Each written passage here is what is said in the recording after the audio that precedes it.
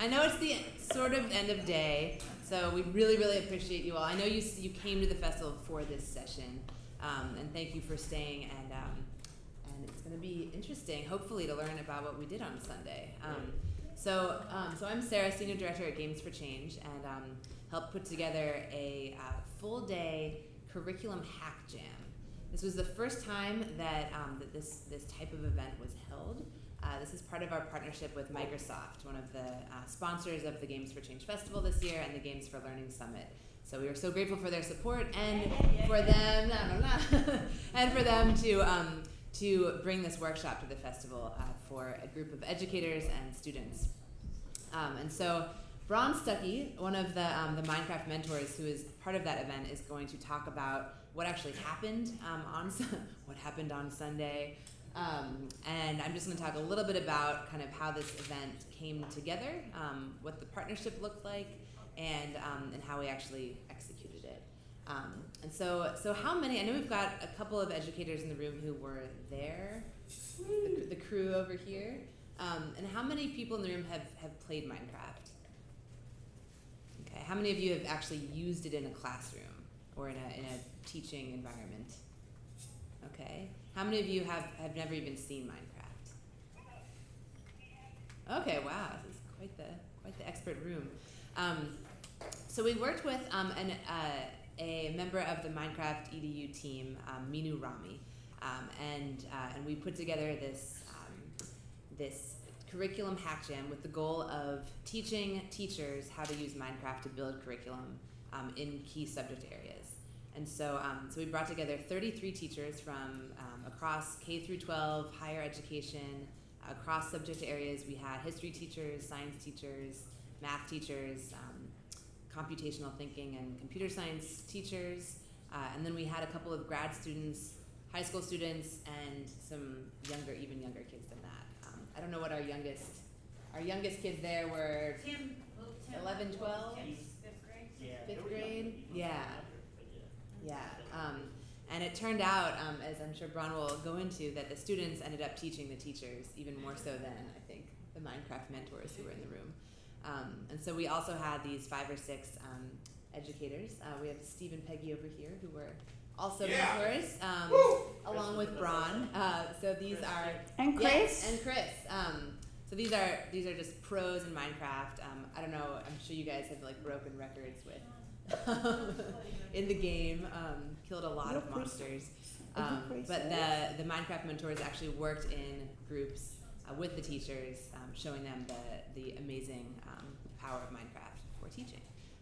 And so if you've got questions for how you might work with Games for Change to put on something like this at your school or at your at a program that you might run, you can talk to us, talk to Bron, talk to these Minecraft mentors, and we can probably bring the Minecraft Education Edition back and do something like that with you. So before I pass over to Bron, who's going to talk about the outcomes of the day, should I talk about how the day flowed, or are you going to go into that? What did it? Amazing. Okay. I will let you talk about that, I think. Okay. Just how the day started and flowed. And then we'd love to open up at the end for a conversation about how we can do more of this type of work, how we can train teachers, how we can bring students in to kind of co-design with educators, and also how we can take some of these lessons and ideas that were developed on Sunday forward and hopefully publish them and use them and do more of this.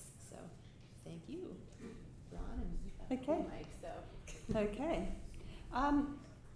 So the day, as you can see there, consisted of 35 educators. I think there were around 8 students and 6 Minecraft Global mentors who were in the room.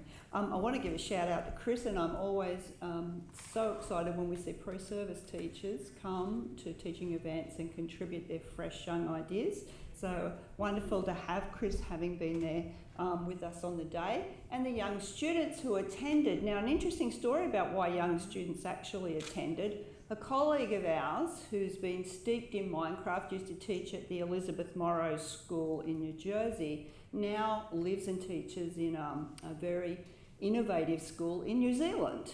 And she saw the call for the Global Game Jam a for the Global Curriculum Jam and said, okay, so where are the students? And because of her questioning, through the network, Steve and other people were able to arrange for students to be part of the day. And boy, oh boy, was it a richer experience because of their engagement. They were amazing. So if you're planning an event like this, make that the first call. Don't make it a second or an attachment to your thinking. Include articulate, clever students in your day because they made our day as educators. And there were people from different groups. There were people who were not classic teachers. There were people working in disadvantaged programs for youth who were providing summer camps and activities. So there were lots of people from different perspectives, different areas of the curriculum from elementary through to high school, people who were doing research, people who were teaching them with Minecraft. So we all came from very different perspectives with the idea that out of this day we were going to produce something. So it wasn't going to just be a gab fest about Minecraft and how juicy it is. We were actually called to create something. And having that as our agenda and having deadlines to meet throughout the day really pushed us to get going. So the day started with us all getting together in tables and getting to know the people on our table. And Minu Rami from Minecraft Education Edition gave a short talk.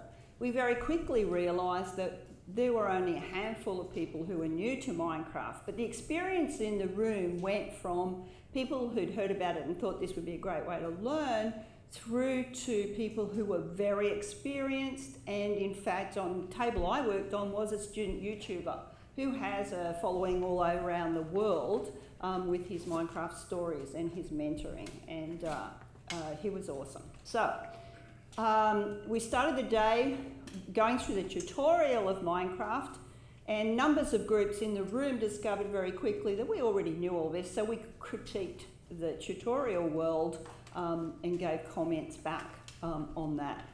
So that bit of time was great, getting to know each other's expertise and really seeing how we fit and making sure as we went along, we talked about how we'd seen Minecraft used, what our kids were doing with it, whether that was our children at home or our children in our classrooms, and things we'd seen other colleagues do, and swapped stories about, the things we knew about Minecraft. We took a break and then we went straight into thinking about design and what aspect of the curriculum we might face. We were given some topics, and very quickly, as we are all we're all interested in education in the room, we dispensed with the topics we were given and moved on and did our own. So we did have science, maths, classic topics, and it broke down somewhat differently throughout the day. Each team, and we had plenty of technology in the room, but each team was charged with developing a lesson that related to their aspect of the curriculum, and that would have evidenced outcomes, be accessible, and would be very useful back in their school. So something we could all each take away and use. So there was expertise in the room in curriculum in terms of the educators who were there. There was expertise in the room in terms of the pedagogical knowledge, and that pedagogical knowledge doesn't all reside with the teachers. Surprise, surprise, when you ask the kids about the best learning environments, they're going to give you back the answers that match really innovative, student-driven pedagogy. So they were pedagogical experts as well as technical experts. And I know in the table I was working on, Chris, who was Ryan, who was the young student on our table, was very useful in assisting people to understand something trickier they might want to do with redstone or with command blocks. So that curriculum pedagogy and technical expertise in the room was vital. And each group had students in it, so that we spread those students out to make sure that we had their voice loud and clear in each group. 6 hours we were together, roughly estimated 14 bananas, And definitely not enough caffeine because there was no coffee in the afternoon and we're all flagging a little, except the children, but not enough caffeine. So what did it look like, what was produced? Well, we were given an outline by Minu of the content that she wanted, and you'll see why at the end it matches what is produced on the Minecraft Education Edition community as lessons. So each group worked on their project for a period of time, broke up into groups to do the technical or the writing up of the curriculum aspect of it, and then produced we shared it all in a OneNote space. So that was very useful. We could all dive in and out of that as our draft space before we published it on the Minecraft Education Edition community. So setting that up takes a little bit of time. By the way, I want to say, having been through this day, if you could do a version of this in your school, you will convince teachers who never thought they were interested in Minecraft that they want to teach with it. If they go through that experience of designing with it and having people on the table who can answer their questions about, if it's how to walk or move or chat or whatever, you will find you'll really accelerate the PD for those teachers. So this is the first group that presented back. At the end of the day, we each presented back.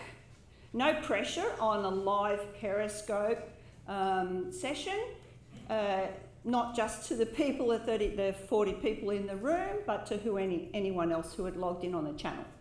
So this was the first group, and each group had a Minecraft mentor in it, so it just was convenient that turned out to be the case in the day. Tiaras are not worn by all the Minecraft mentors, but we could make that a possibility.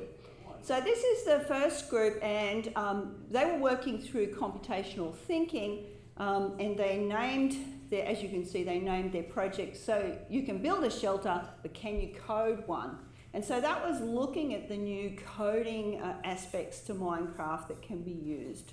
And so it was a stepped instruction of where you would build the base of your home using the, which did they use, Tinker or?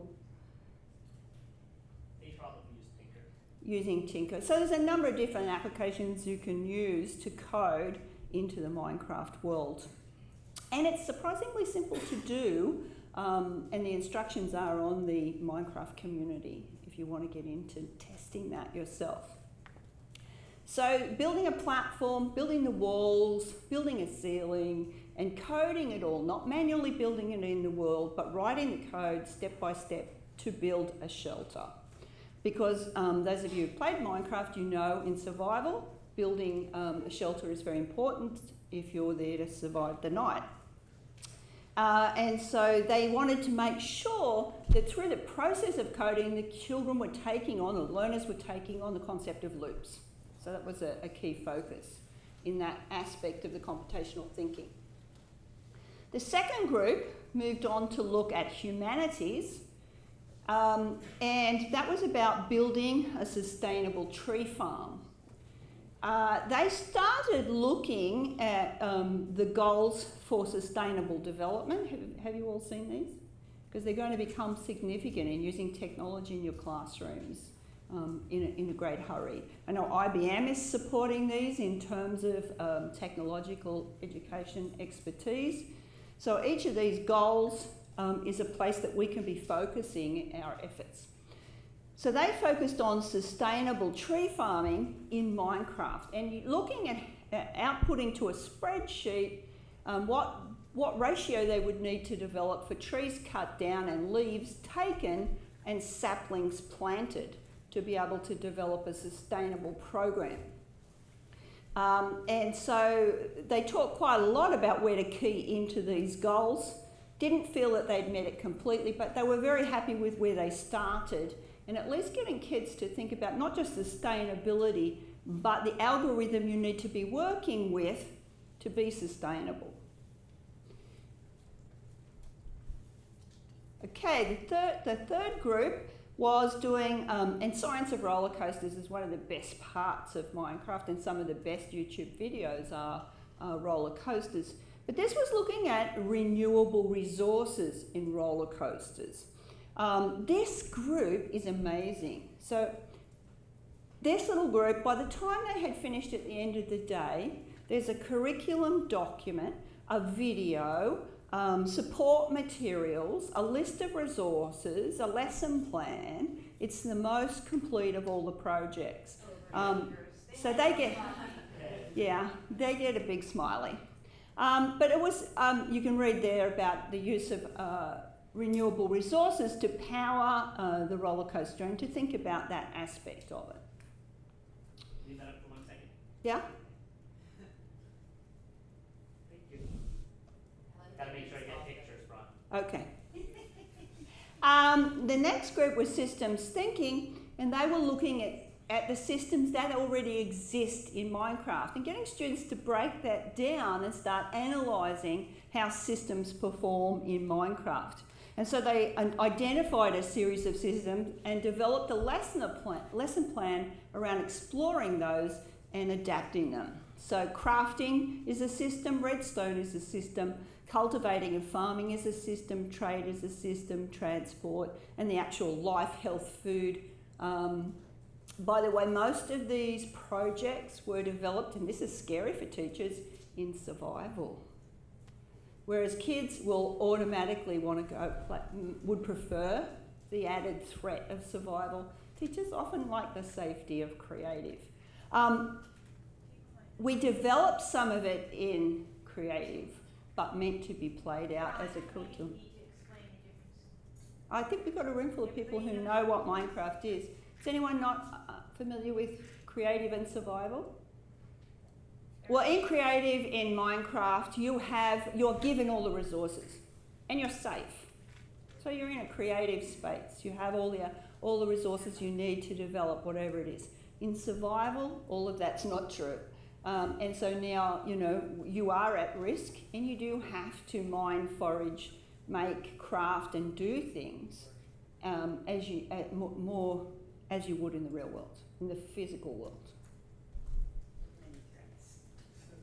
I corrected myself there. I'm going to take a minute out to say this. I have a hobby horse about real and virtual, because it's all real in degrees. Virtual and physical is a much better dichotomy to think about, and even that's blurring for those of us who just played Axon in this room, but it's not real and virtual. They're all degrees of real. There are people in here that I have real relationships with that I didn't meet until the Games for Change conference. And that's true for kids on Minecraft servers. They have real relationships, real friends, but they're not necessarily people I'll see in the physical world. The next group was humanities, and they looked at why do we need rules. Now, just ask you to read this, because that sums it up really nicely. Anyone who's worked with kids in Minecraft will understand what the repercussions of that would have been.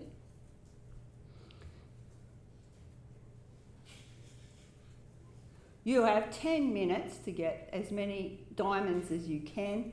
Go. In any way you like.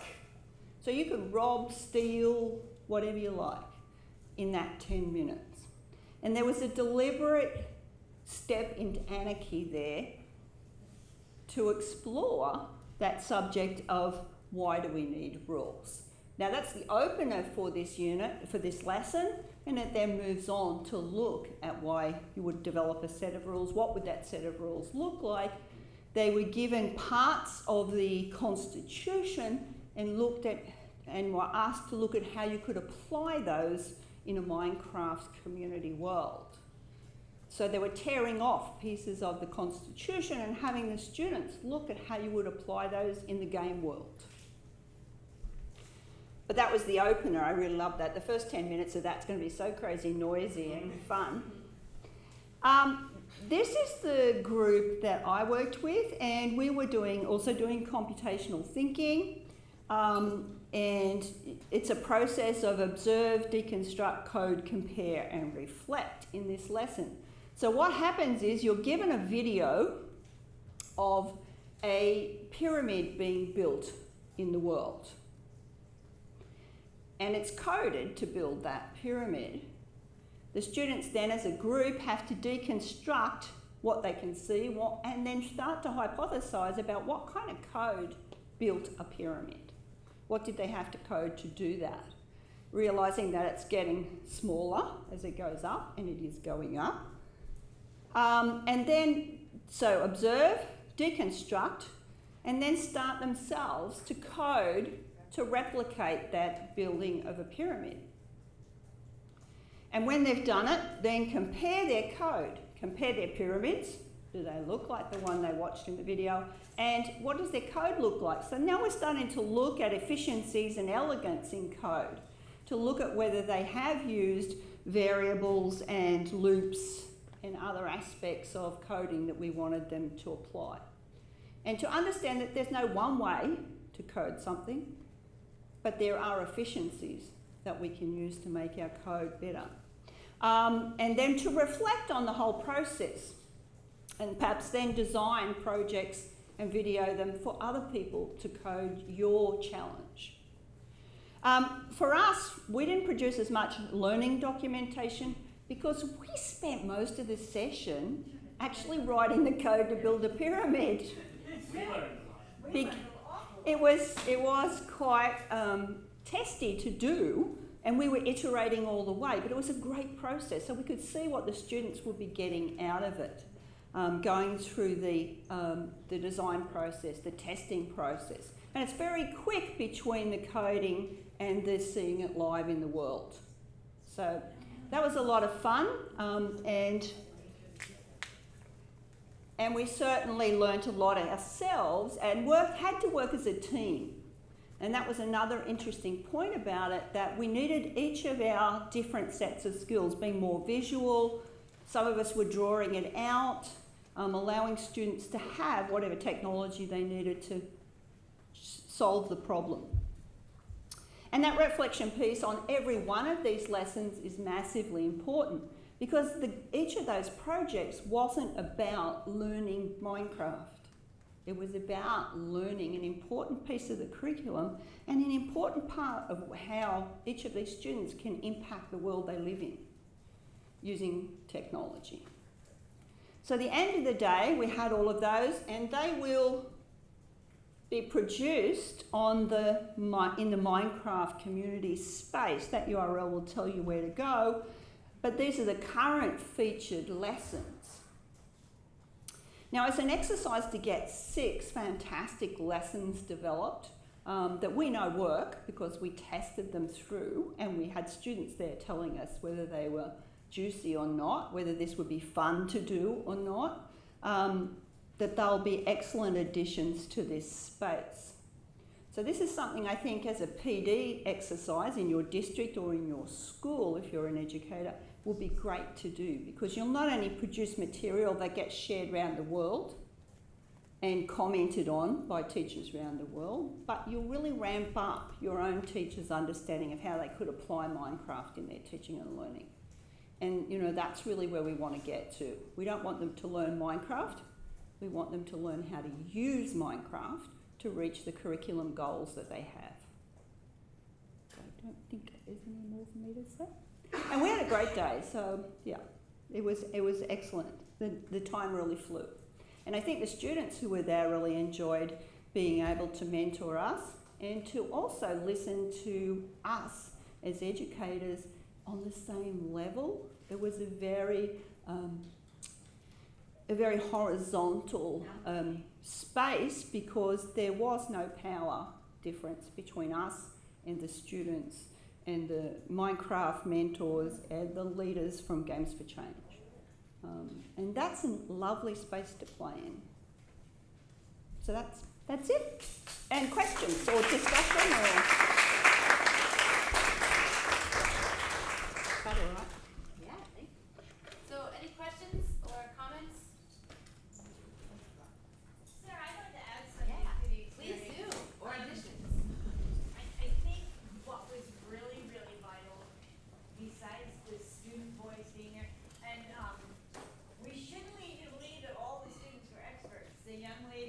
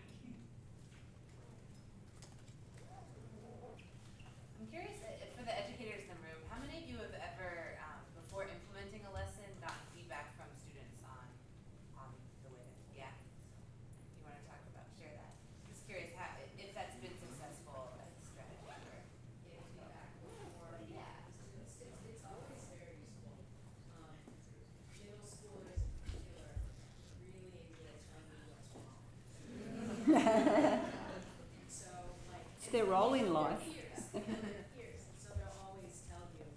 And then they also feel really special because you're asking. So it's a great way of building a relationship with them, but then also it's a good way of making sure that what you deliver to them is actually gonna meet the needs that you want it to meet. I would say one thing about the students, if you were doing this as professional development in your school, I would carefully choose the students who were part of this, because I've been in spaces for Minecraft trainings where the child who was asked to help the teachers just took over and, you know, took the mouse out of their hand, totally sort of dismissed the teacher as being stupid, not able to complete something. And while those kids have expertise in Minecraft, they may not have expertise in mentoring. Whether it was well chosen or happenstance, the students who came along on Sunday were fabulous mentors. And, you know, they could join a conversation with adults and find their own space. They didn't need to be invited into the conversation. They leapt into the conversation in respectful and useful ways. So if I was using students in a group like this in a school, I would carefully choose students who are aware of how to, you know, have a voice, but not dismiss the adults in the room because they have less expertise than they do. Yeah, I just wanted to know if you have any experience with like age difference. For example, you know, K to 12 as opposed to, you know, pre-college or college students. Have you tried? I started using Minecraft on a multi-age server where the kids on the server were 4 to 16 years of age. And I would defy you, other than the 4-year-old who was learning to type words, to tell who was what age. And it was a community space, so we spent a lot of time building norms and, you know, getting those kids to work as a community.